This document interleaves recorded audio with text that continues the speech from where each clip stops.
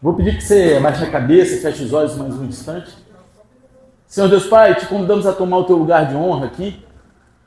Que o Senhor possa nesse instante conduzir as nossas mentes cativas a Ti. Que o Senhor possa usar a minha vida para ministrar os Seus filhos de uma forma, Senhor, que venha encontrar um solo fértil no coração deles.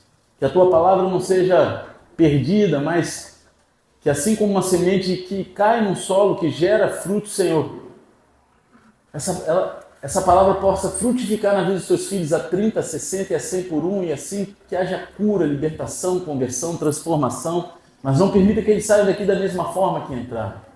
Em nome de Jesus, desde já, eu repreendo todo espírito contrário ao Teu, toda conversa paralela, toda falta de atenção, toda andação desnecessária, tudo aquilo que vem para roubar os Teus filhos, bate em retirada agora em nome de Jesus, mas pela Tua misericórdia nós clamamos, conceda nos céus abertos e manifesta a Tua glória nesse lugar, e quem crê nisso diga amém. Amém. Glória a Deus.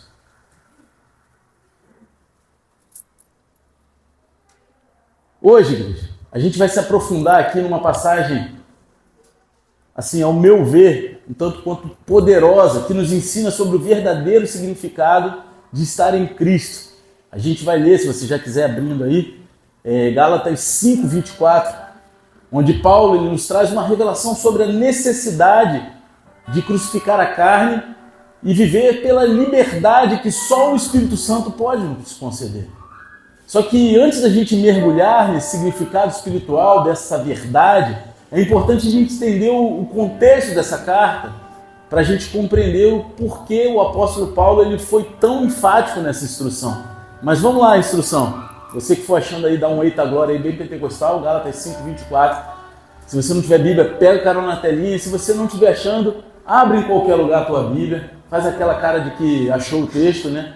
Mas fala assim, meu Deus! Ih, meu Deus! Cadê os crentes? Não acharam, não? Eita glória, tem uns crentes nessa casa.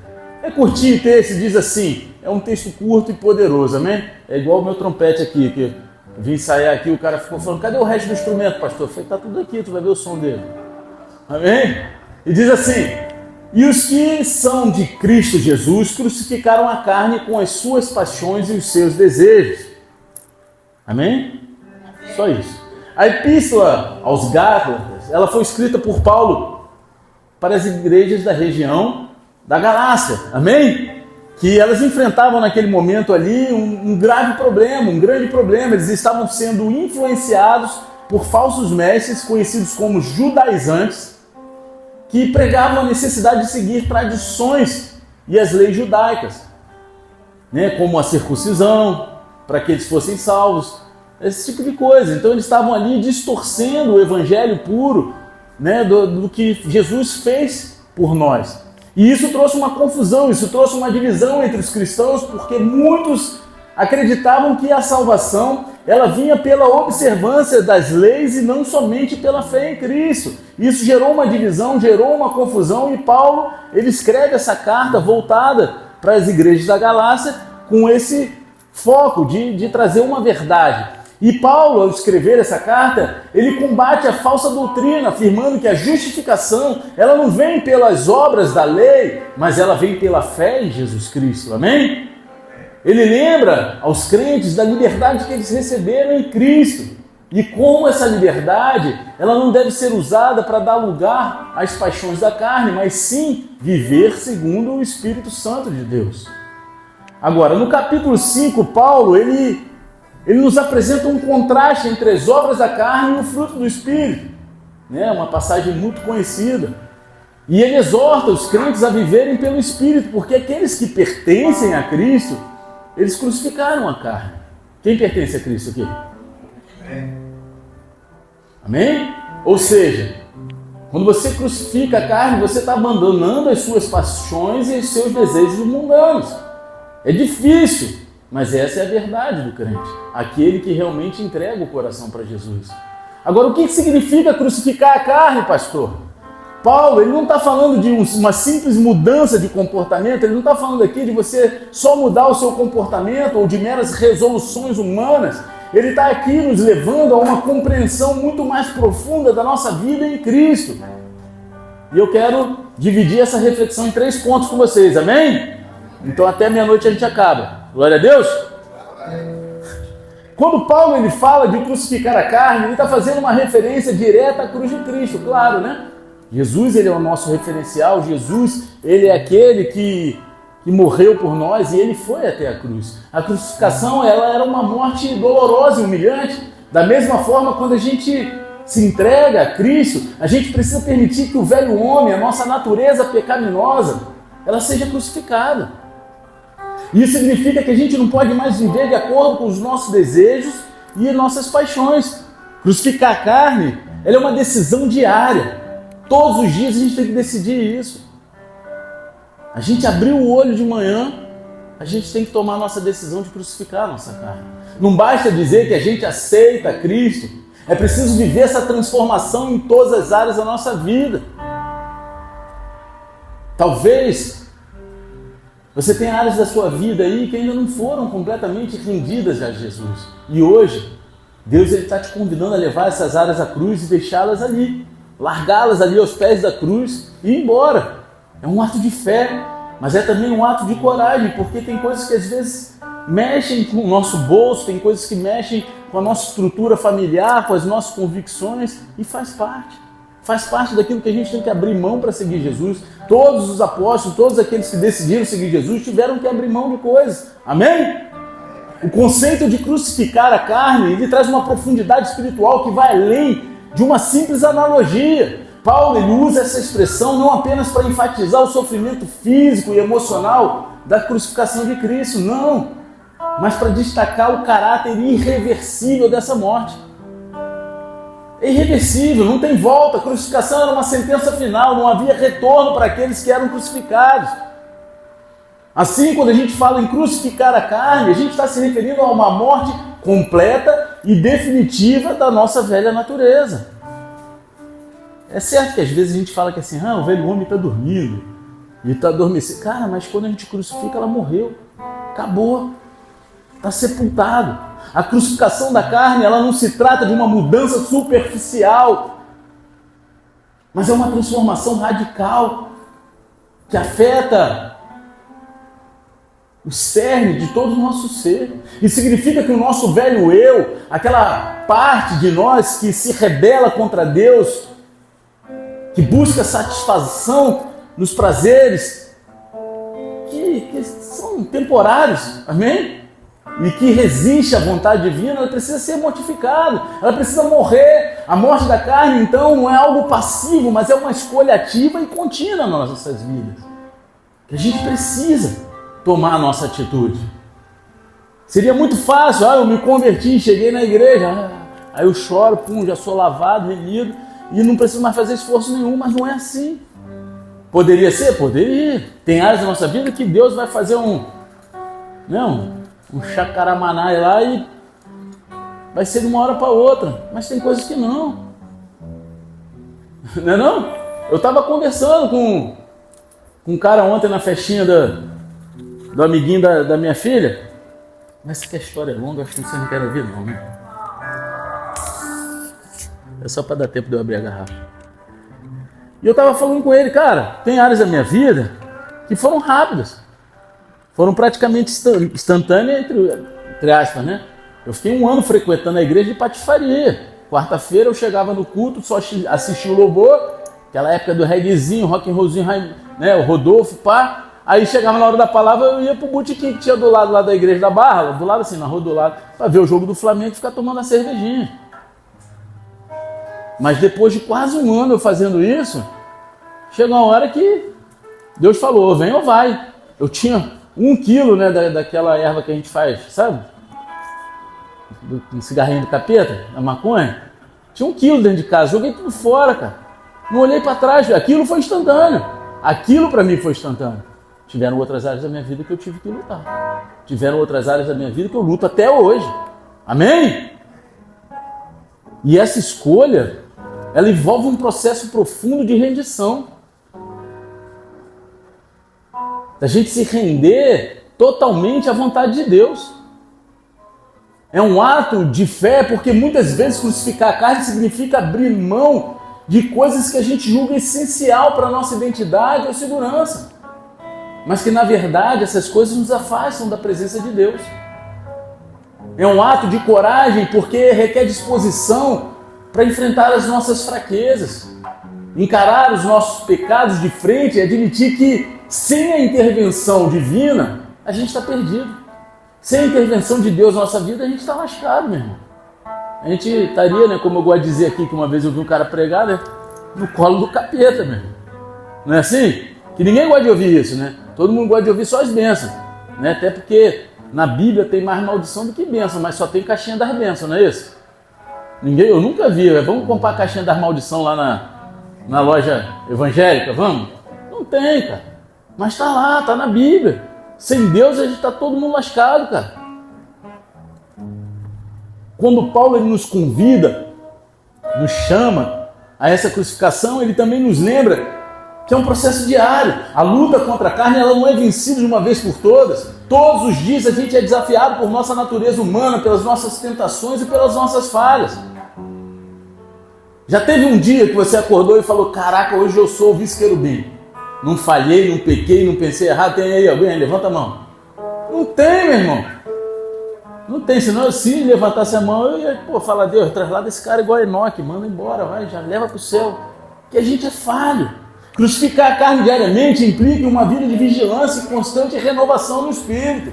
Cada área da nossa vida, seja no âmbito emocional, espiritual, moral ou de relacionamento, ele precisa passar por essa cruz. Ele precisa ser crucificado. E se houver áreas que ainda não estão completamente entregues, Deus, em sua graça, Ele nos convida. Não para nos condenar, não para nos humilhar, para nos matar, não. Mas para nos transformar. Crucificar a carne também envolve um processo de reordenação das nossas prioridades e desejos. A gente tem que reordenar quais são as nossas prioridades diariamente. Eu não sei, as minhas prioridades há 20 anos atrás eram completamente diferentes de hoje. Aí eu me converti. E aí, desde a minha conversão, a cada dia eu vou reordenando minhas prioridades para alinhar a vontade de Deus. Significa colocar Deus e sua vontade acima dos nossos impulsos naturais, acima dos prazeres imediatos e das tentações que nos cercam. A natureza humana, ela busca satisfação rápida e gratificação pessoal. É isso que a nossa carne busca, né? A gente busca algo que nos dê prazer, libera aquele hormônio da serotonina e tal. Isso é muito maravilhoso, tem coisas que são maravilhosas. Você cuidar do seu corpo, você fazer uma musculação, fazer um exercício físico, algo que te traga isso. Mas se essa é a tua prioridade, alguma hora vai dar ruim. Tem que ter equilíbrio. Você está entendendo? Mas o Espírito, ele nos chama a um caminho mais elevado do que esse. Muitas vezes contracultural e contra a lógica do mundo, né? A gente é uma contracultura, a Igreja de Cristo é uma contracultura, e se a gente não entender isso, se a gente não viver assim, né? Eu gosto de andar de moto, né? Deus está no processo, está me tratando aí, que o ano passado eu fiquei 7 meses sem a moto, esse ano já estou desde mais sem a moto, né? É tratamento, amém. Mas eu brinco. A gente tem um motoclube e tudo, e não sei quem entende aí de motoclube, no motoclube na visão secular, tem os motoclubes 1%, né? Quem é que sabe disso aqui? Levanta a mão. O que significa esse 1%? Teve uma confusão nos Estados Unidos, onde 2 motoclubes destruíram tudo, mataram gente, fizeram um monte de confusão, e dali por diante, as polícias dos Estados Unidos, há muitos anos atrás, começou a perseguir os motoclubes todos. E aí a Associação dos Motoclubes dos Estados Unidos, e falaram que esses caras representavam 1% só, que os outros 99% eram contra aquilo. Ou seja, e os que eram baderneiros botaram 1%, aqueles que gostavam de fazer a bagunça botaram 1% nos seus coletes e falaram: não, a gente é 1% mesmo, vamos embora. Só que, cara, por que eles diziam? A gente é contra a cultura. Só que, cara, se eles são contra a cultura, a gente é contra a cultura da contracultura, então a gente é 0,5. Só que a nossa missão não é destruir sim o inferno e ganhar almas para Jesus. Amém. É matar a nossa carne todos os dias e viver algo sobrenatural que o mundo não está preparado muitas vezes para ver a gente viver. São ofertas que a gente vai receber e a gente vai negar e as pessoas vão olhar pra gente e vai falar por quê? Porque eu sou contra a cultura, meu irmão. Eu represento 0,5. É isso. A crucificação da carne, ela tem um propósito maior de nos moldar à imagem de Cristo. Porque ao renunciar aos nossos desejos carnais e nos entregarmos completamente a Deus, a gente está sendo moldado à semelhança de Cristo. Porque Ele se entregou completamente à vontade do Pai, mesmo em meio ao sofrimento. E hoje, infelizmente, em alguns lugares é pregado um evangelho de alegria, de felicidade plena, que crente não sofre. É o tal do crente só vitória. E isso gera uma frustração quando o cara passa por uma luta, as pessoas acusam, falam que está pecado, está isso, está aquilo. Meu irmão, já vem um julgamento e um próprio auto-julgamento, né? Às vezes a gente mesmo está passando pela prova e fala assim, caraca, onde eu estou errando, e às vezes você não está errando nada, você só está sendo provado para ser aprovado. Às vezes você só precisa matar a tua carne em alguma área. Às vezes tem alguma área da tua vida que Deus está cutucando ali para te purificar e te limpar. E é nesse processo que a gente encontra a verdadeira liberdade, porque ao morrer para nós mesmos, a gente vive para Deus. Amém? Paulo, ele deixa claro que a carne e o espírito, eles estão em constante oposição, amém? Está lá em Gálatas 5,17. E muitas vezes a gente tenta vencer as nossas lutas internas com as nossas próprias forças. Só que a gente falha quando a gente faz isso. Quando a gente tenta na nossa própria força, a gente falha. E a gente falha tremendamente. A verdade é que somente o Espírito Santo ele pode nos capacitar a vencer a carne. Porque isso é uma obra sobrenatural. Não é uma obra que a gente tenha força ou poder para fazer alguma coisa. Talvez você aqui dentro essa noite já tenha tentado mudar por conta própria e tenha experimentado fracassos repetidos. Pode ser sincero, quem já fez isso? Eu já fiz, cara. A gente tenta, a gente se esforça, a gente luta, mas é na força do nosso braço e não vai dar certo. Sabe por quê? Porque senão a glória seria nossa. É aquilo que eu já até preguei sobre isso aqui. É aquela história de que Deus não te dá a luta maior que você possa falar. Mentira, não está na Bíblia. Deus dá a luta maior que você pode suportar sim. Sabe por quê? Porque se você suportar, você não dá glória para Ele. Porque na tua fraqueza o poder de Deus se aperfeiçoa. É isso. É isso. Você está entendendo? Então a gente precisa entender. O Senhor, Ele te diz hoje que em Cristo você é livre. Mas essa liberdade, ela só pode ser vivida pelo poder do Espírito Santo. Peça a Ele que Ele guie os seus passos, que Ele renove a sua mente, que Ele fortaleça o seu coração, porque somente Ele, somente nele, você será capaz de viver uma vida que agrada a Ele. É necessário. O ensinamento de Paulo sobre essa luta entre a carne e o Espírito, ela não se limita a uma mera oposição entre tendências internas, mas ela reflete uma batalha espiritual profunda que define a forma como a gente conduz a nossa vida cristã. A carne, ela representa a nossa natureza humana, decaída, inclinada ao pecado, enquanto o Espírito Santo ele nos conduz à santidade e à vontade de Deus. A chave aqui é entender que a carne ela não pode ser dominada ou controlada pelos nossos próprios esforços, ou pela força do nosso braço, pela força da vontade que a gente tem. Por mais que a gente tente, não dá. Esse conflito entre a carne e o espírito é mais do que apenas uma luta moral interna, né? Que nem tem nos desenhos animados ali, aquele fica um capetinho aqui, um anjinho aqui e tal. Trata-se de uma batalha pela nossa lealdade e dependência. O quanto que a gente depende de Deus? O quanto você depende de Deus em todas as áreas da tua vida? Você já pensou nisso? Quando a gente tenta vencer as obras da carne com as nossas próprias forças, a gente está, na verdade, subestimando a profundidade do problema do pecado e a necessidade absoluta da intervenção de Deus sobre a nossa vida. A gente está tipo um filho rebelde, ó, não preciso de você. Não, eu sei fazer as coisas sozinho, pai, pode me deixar aqui. Já viu um adolescente? Não é assim? Ele quer se livrar do pai, da mãe, ele tem vergonha, ele quer desbravar, ele quer aprender com o próprio erro. E é a gente faz isso. Esse fracasso repetido ao tentar mudar sozinho revela a nossa necessidade de uma fonte de poder muito maior que nós mesmos.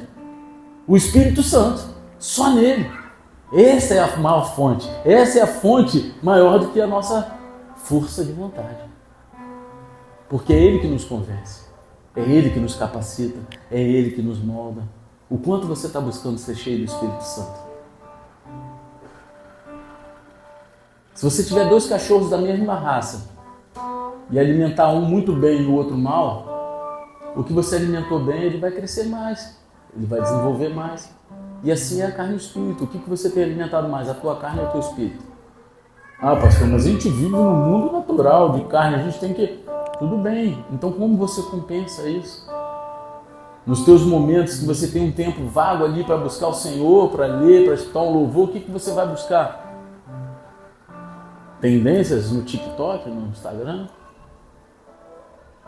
Você está entendendo o que eu estou falando? O Espírito Santo, Ele é o agente ativo da transformação. Ele é aquele que renova a nossa mente, está lá em Romanos 12, 2. É Ele que nos capacita a viver conforme os padrões de Deus. E se a gente buscar mais da carne, mais das coisas do mundo do que das coisas de Deus, o que vai crescer mais? A nossa carne.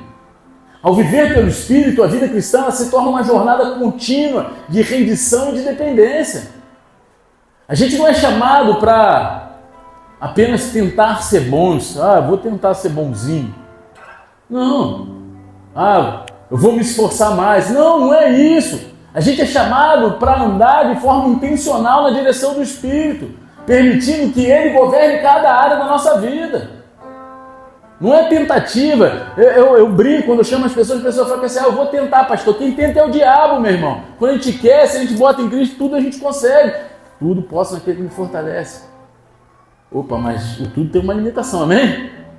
Dentro daquele raio de ação das coisas que Deus tem para você.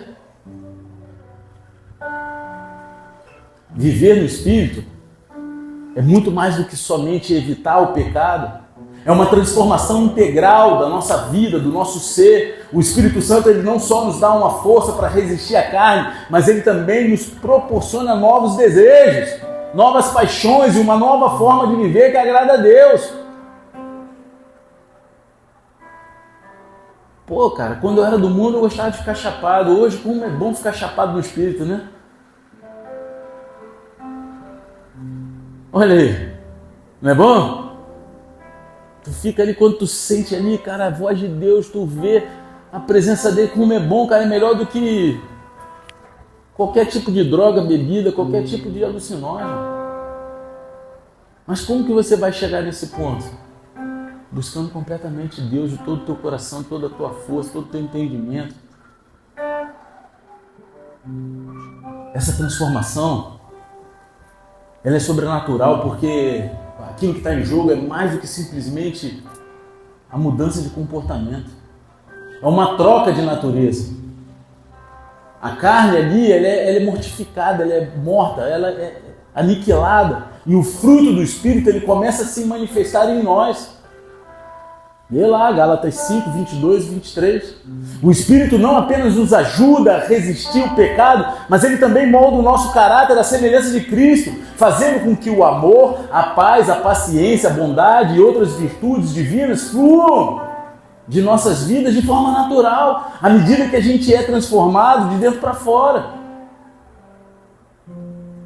Eu vivo falando isso aqui, cara, ninguém vê uma mangueira fazendo uma força para dar uma manga.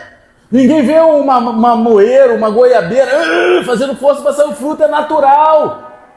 Porque ela gerou raízes, ela está no solo fértil. E aonde tem estado as nossas raízes? Do que a gente tem se alimentado? Porque quando a gente entender isso, os frutos eles vão fluir naturalmente. A gente não vai precisar ficar fazendo esforço sobrenatural para os frutos fluírem de nós. Vocês estão entendendo? Amém ou não? Vocês estão calados, eu estou com medo. Vocês já morreram, mataram a carne, ficou só o espírito? Júlio gosta, né, Júlio? É importante também refletir sobre o fato de que essa vida no espírito, ela não é algo passivo, mas ela é um convite a uma ação deliberada. A gente precisa buscar ativamente a presença de Deus, estar em comunhão constante com Ele por meio da oração, da meditação na palavra, de uma vida de obediência. À medida que a gente faz isso, o Espírito Santo ele não apenas nos fortalece, mas ele também nos guia e nos ensina a discernir a vontade de Deus em cada situação de nossas vidas. Já liga um alerta, quando acontece alguma coisa, parece que Deus já está soprando ali no nosso ouvido, o Espírito Santo já está nos conduzindo, e a gente começa a ter mais entendimento, uma visão espiritual. A liberdade em Cristo, ela, que é mencionada no texto, não é uma liberdade para agir conforme os nossos próprios desejos, mas é uma liberdade que nos liberta do domínio da carne, nos capacita a viver na plenitude da vida em Cristo. É isso. As pessoas acham que eu fui liberto. Cara, mas que tipo de liberdade? Essa é uma liberdade que nos permite ser quem Deus nos criou para ser. Não mais escravos do pecado, mas filhos de Deus, conduzidos pelo Espírito para viver em santidade e retidão. É essa a grande verdade.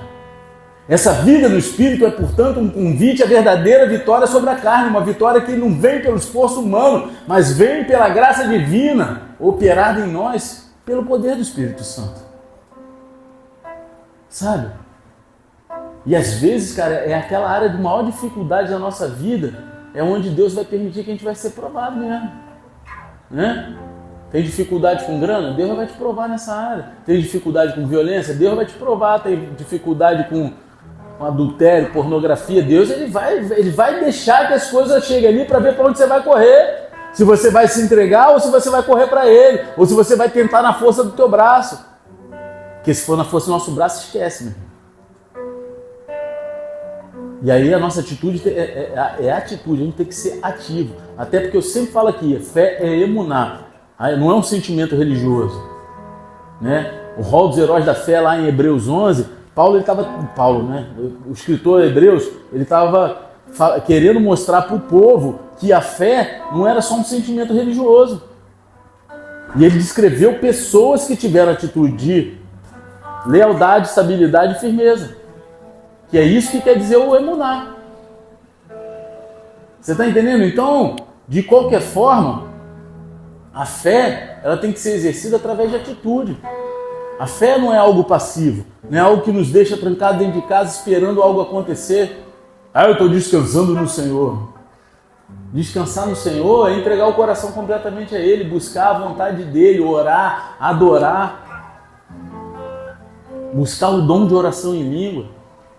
Não é para ficar orando em língua no meio da rua, na frente dos outros alto, mas está em espírito de oração o tempo todo. Paulo diz que é o único dom para a edificação do próprio corpo, para a edificação própria, é o dom de línguas. Mas e se eu não falar em língua, eu não sou batizado pelo Espírito Santo? Não, aí já é outro papo. Eu creio que a pessoa que pode ser batizada pelo Espírito Santo e não orar em língua, mas é um dom que a pessoa deveria buscar. E a Bíblia nos ensina, se a gente buscar, Deus vai dar. Amém? A liberdade que Paulo prega em Gálatas é uma liberdade da escravidão do pecado. Antes da gente conhecer a Cristo, a gente era escravo dos nossos desejos, dos nossos vícios, dos nossos pecados. Mas em Cristo fomos libertos. No entanto, essa liberdade ela não significa fazer aquilo que a gente quer, mas sim viver para aquilo que a gente foi criado, para glorificar a Deus em tudo. A gente foi criado para isso. A gente não foi criado para fazer a nossa vontade, para viver em busca de coisas que são temporárias. A gente foi criado para ser conduzido em direção à eternidade, rumo ao eterno. Agora, como você quer entrar na eternidade se você não tem paciência de adorar a Deus aqui? Porque lá vai ser eternamente em adoração. Aí tem no momento de louvor, às vezes, caraca, geral, pá, no manto, ministro de louvor aqui e a galera aqui, ó.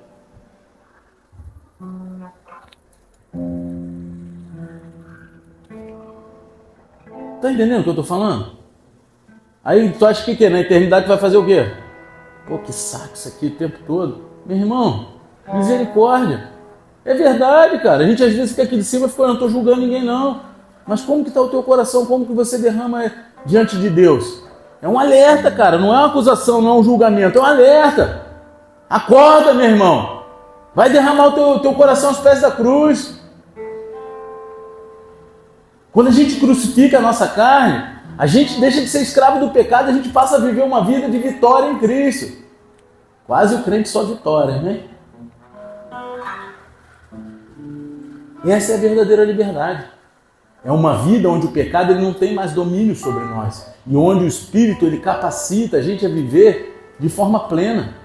A liberdade que Paulo ele apresenta em Gálatas vai muito além de uma simples ausência de regras ou de restrições. Ele nos leva a uma compreensão espiritual e profunda do que significa ser verdadeiramente livre.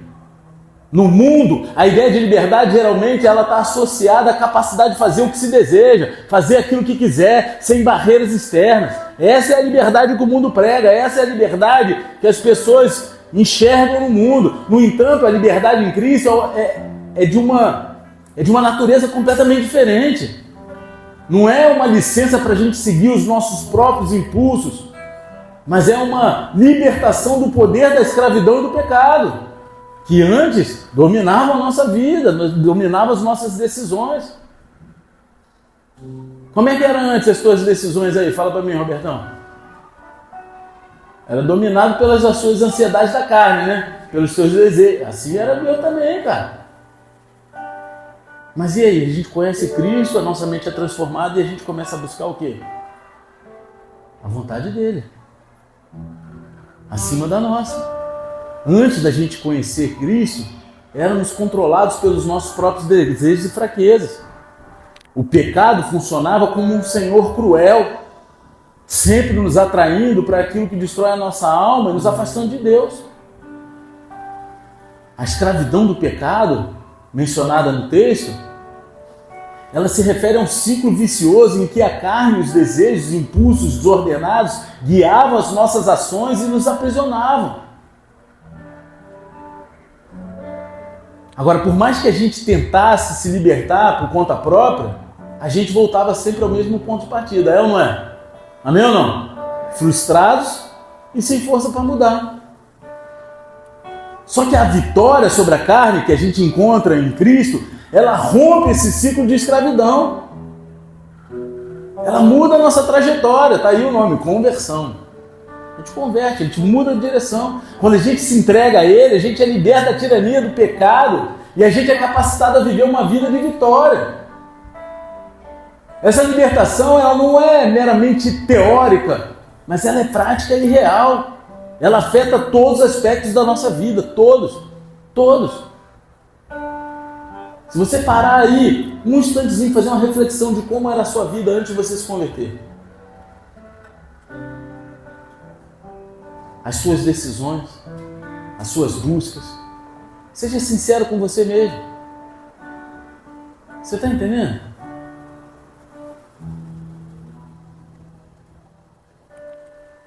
O que Paulo chama de verdadeira liberdade é o poder de viver como fomos originalmente criados para viver, que é para glorificar a Deus com cada pensamento, cada ação e cada decisão.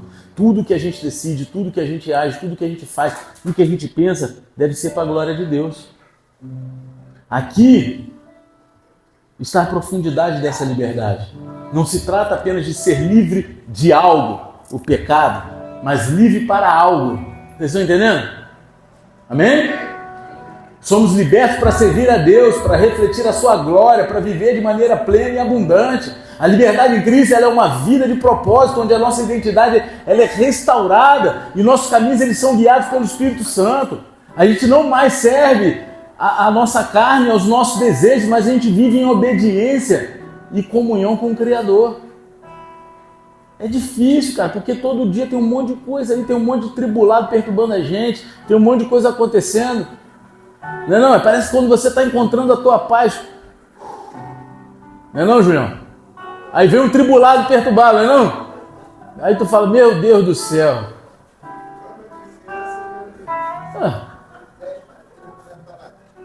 Aí tu dá aquela respirada, né? É isso aí, rapaz. Mas faz parte. O Espírito Santo, ele...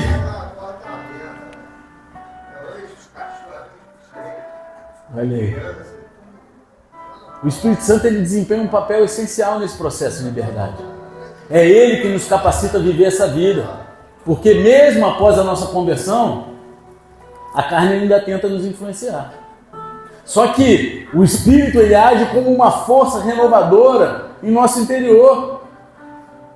Ele nos dá uma força para a gente resistir às tentações e ele nos conduz a uma vida santa e alinhada com os propósitos de Deus. A liberdade em Cristo, então, ela não é uma ausência de disciplina ou de limites, mas sim uma nova forma de viver que nos permite escolher o que é bom, verdadeiro e eterno. São perguntas que a gente tem que fazer para a gente mesmo quando a gente vai decidir alguma coisa. É bom, é verdadeiro e eterno? Ali tem que estar a nossa prioridade. Além disso, essa liberdade ela se manifesta em uma paz interior, em um senso de propósito. Quando o pecado ele deixa de ter domínio sobre nós, a gente experimenta uma paz que excede todo o entendimento, porque a nossa alma ela já não está mais em guerra com os desejos da carne. A gente está livre para buscar Deus com todo o nosso ser e assim viver conforme a vontade do Pai. E isso nos traz a realização plena de que o pecado nunca pode nos oferecer. A realização plena só no Espírito Santo de Deus que a gente pode encontrar. A verdadeira liberdade em Cristo em última análise, está acabando, amém? Hoje é Santa Ceia, tem que ser rápido. Ainda tem um macarrão bolonhesa. A verdadeira liberdade é uma expressão da graça de Deus em ação. É uma liberdade que nos conduz a uma vida de santidade, não porque a gente é obrigado, mas porque agora a gente tem a capacidade e o desejo de fazer aquilo que agrada a Deus. Em Cristo, não estamos mais presos a limitações da nossa velha natureza. A gente está capacitado a viver uma vida nova, cheia do poder do Espírito Santo, dedicada à glória de Deus. Essa é a vitória completa e definitiva sobre a nossa carne. É uma vitória que nos liberta para sermos tudo o que Deus planejou para nós. Quem tem promessa de Deus aqui? Todas já se cumpriram? Tem coisas que estão faltando ainda a gente mergulhar mais no profundo. Tá lá, Deus ele é fiel para cumprir. Deus ele falou para mim, eu tinha 10 anos. Eu era cabeludo, não parece não, mas eu era. Camisa de Sepultura, Metallica, o caramba. Aí minha tia-avó chegou para mim e falou que um dia eu ia ser pastor. Eu cuspi no chão, em sinal de rebeldia, de revolta, de repúdio, né? Ao que ela estava falando, falei, chamei ela de velha maluca. Hoje eu estou aqui. O cuspe bateu no chão, foi pro teto e voltou na minha testa. No dia do meu batismo, a primeira pessoa que estava lá na igreja esperando era ela. E olha que eu cheguei cedo. Cheguei cedo porque eu sonhei que tinha um show de rock and roll na praia, em frente à igreja, e que eu acordava atrasado e não conseguia chegar no batismo. Que as pessoas me pediam. Aí eu acordei, não, tem que ir embora, tá cedo, vou embora. Cheguei lá, a coroa tava lá, pô. Eu morava do lado da igreja lá. Agora, eu gostaria de trazer toda essa realidade para uma dimensão pessoal. Porque talvez hoje você esteja aqui lutando com um desejo de paixões que parecem impossíveis de serem vencidos. Talvez você esteja entrado aqui nessa igreja essa noite com lutas que só você e Deus sabem. E parece que é impossível de vencer. Talvez haja áreas na sua vida que você tem escondido ou que você não consegue superar. Mas a palavra de hoje ela é clara. Se você está em Cristo, você já crucificou a sua carne. Pode parecer um processo doloroso, mas Deus está te chamando para experimentar a verdadeira liberdade. Assim como Ele transformou a minha vida, Ele pode transformar a sua. Eu testemunho que quando eu me entreguei totalmente a Cristo, eu precisei renunciar a coisas que a minha carne desejava, mas que não traziam glória para o nome dele, não traziam honra para o nome de Deus. No começo não foi fácil, mas quando eu passei a viver pelo Espírito Santo, eu experimentei uma paz e uma alegria que eu nunca tinha conhecido antes. Eu voltei a dar valor a coisas que tinham se perdido na minha vida. Porque a gente fica com aquela cabeça de que não, agora eu sou não sei o que, eu mando na minha vida. Eu falo, cara, entrega a tua vida para Jesus. Não é igreja, não é pastor, não é líder. Quem manda na tua vida é o Espírito Santo de Deus. Quem deveria conduzir as suas paixões, as suas emoções, os seus desejos, as suas decisões é o Espírito Santo de Deus. E o quanto você tem permitido isso acontecer? Eu tenho certeza que quando você permitir isso, aí vem aquela guerra, né? A gente quer sujeito um homem. Quem é sujeito um homem? Pô, tô virando povo, não posso não. Eu choro pra caramba. Eu choro, depois que eu me converti, eu choro por todo o tempo que eu não chorei antes de me converter. Só chorando, não tô nem aí. Antigamente, pô, o homem não chora. Tá bom, então o homem transpira pelos olhos. Tá com calor no olho, transpira. Tá entendendo? É isso. Deus, ele deseja fazer o mesmo com cada um de vocês hoje. Hoje é o dia para tomar uma decisão. Hoje é o dia de crucificar tudo aquilo que impede você de viver plenamente para Cristo. Amém? Fica de pé, baixa a cabeça, fecha os olhos em nome de Jesus.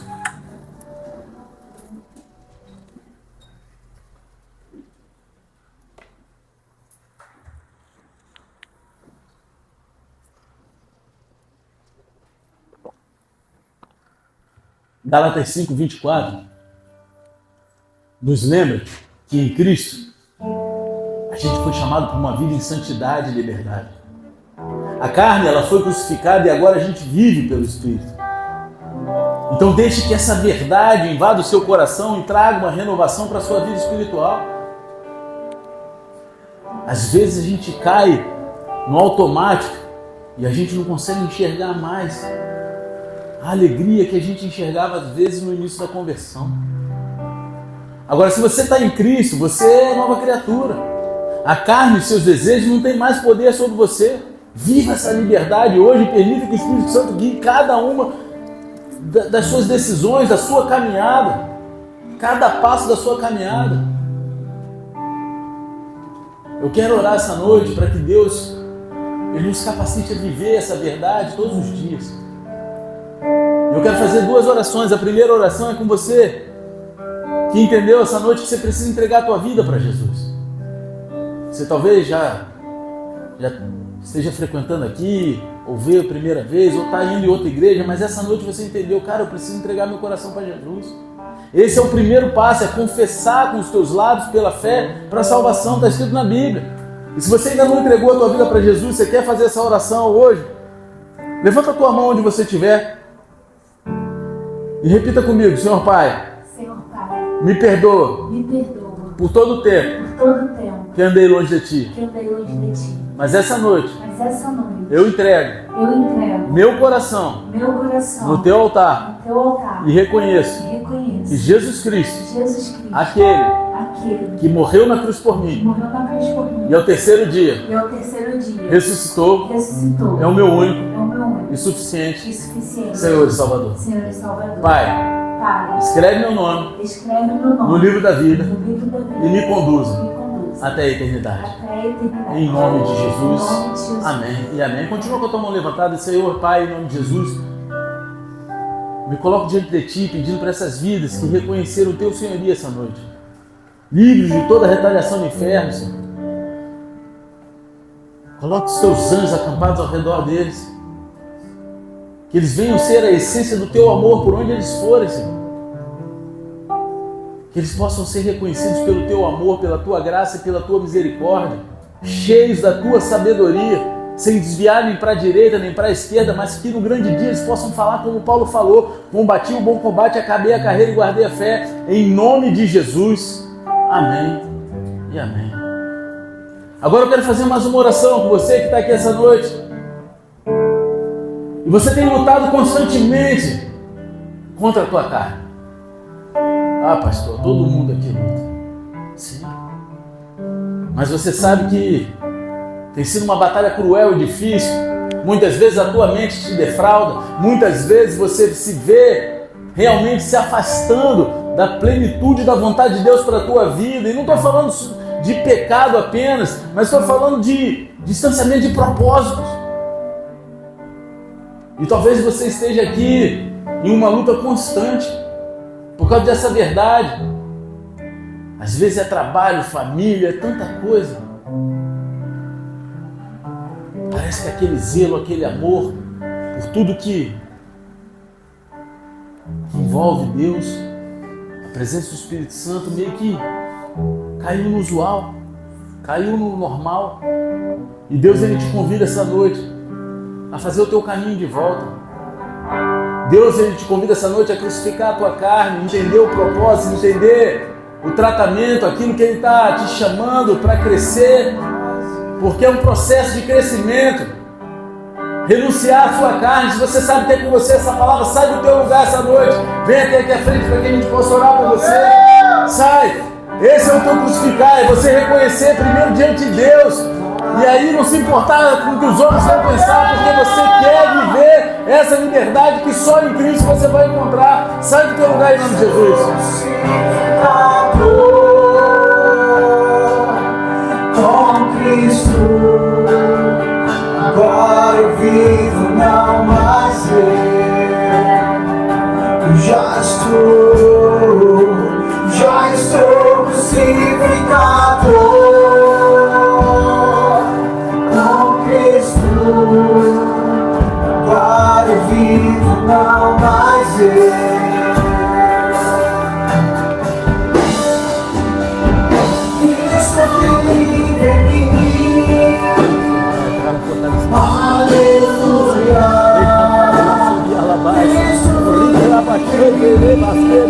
A muda toda a carne. Opa, vem sobre a vida, sopra sobre a mente, sobre o coração, rixa sobre os quatro cantos da vida do teu filho, Senhor, que todas as áreas sejam alcançadas, Senhor, pelo teu sangue, trazendo a plenitude, Senhor, o teu propósito sobre a vida, sobre a casa, sobre tudo que Ele tem, tudo que Ele é, Senhor, em nome de Jesus. Já estou crucificado. Fechei. Agora eu vivo, não mais eu.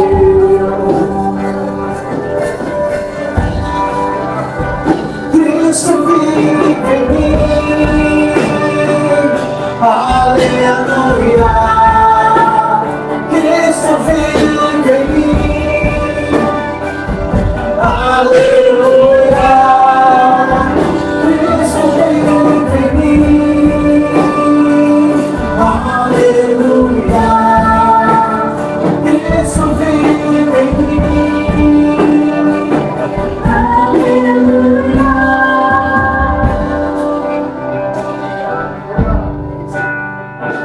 Hoje eu sei, quer deixar que o rio de Deus.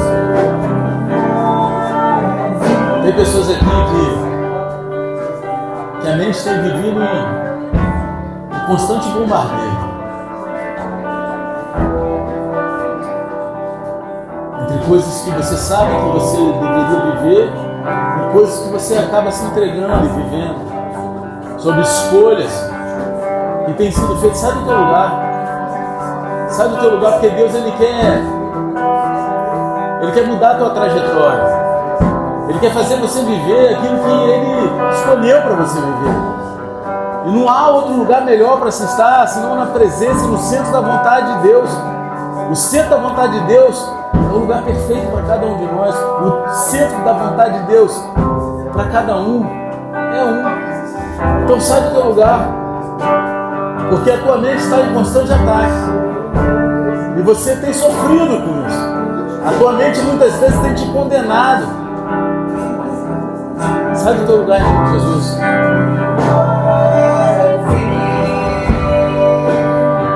Veja a fonte ao mar, ao mundo.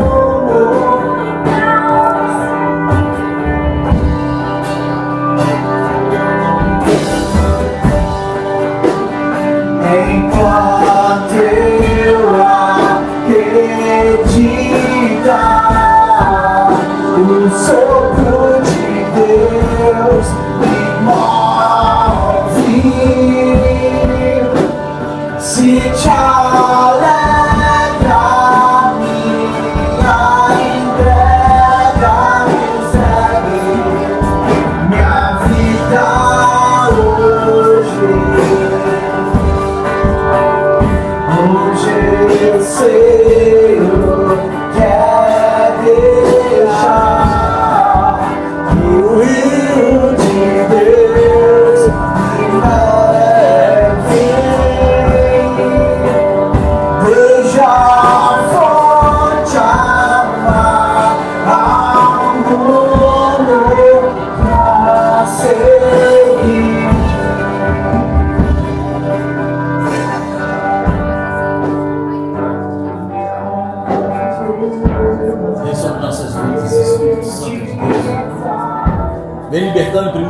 nossa mente, Senhor. Liberta o nosso coração. Que possamos aprender a crucificar a nossa carne todos os dias, vivendo assim a plenitude da Tua vontade, daquilo que o Senhor tem como propósito para cada um de nós, Senhor. Que possamos discernir em Ti qual é o centro da Tua vontade para nós. E ali possamos mergulhar num rio profundo contigo, de um relacionamento intenso e íntimo, Senhor. Porque é isso que queremos buscar. Queremos estar na Tua casa todos os dias de nossas vidas, na Tua presença. Então liberta, Senhor, cada um aqui dentro, da natureza carnal, dos desejos mundanos, das lutas contra a mente, em nome de Jesus. Se você concorda com isso, se você recebeu essa oração, aplauda Ele de todo o coração, aleluia. Aplauda Ele, aleluia.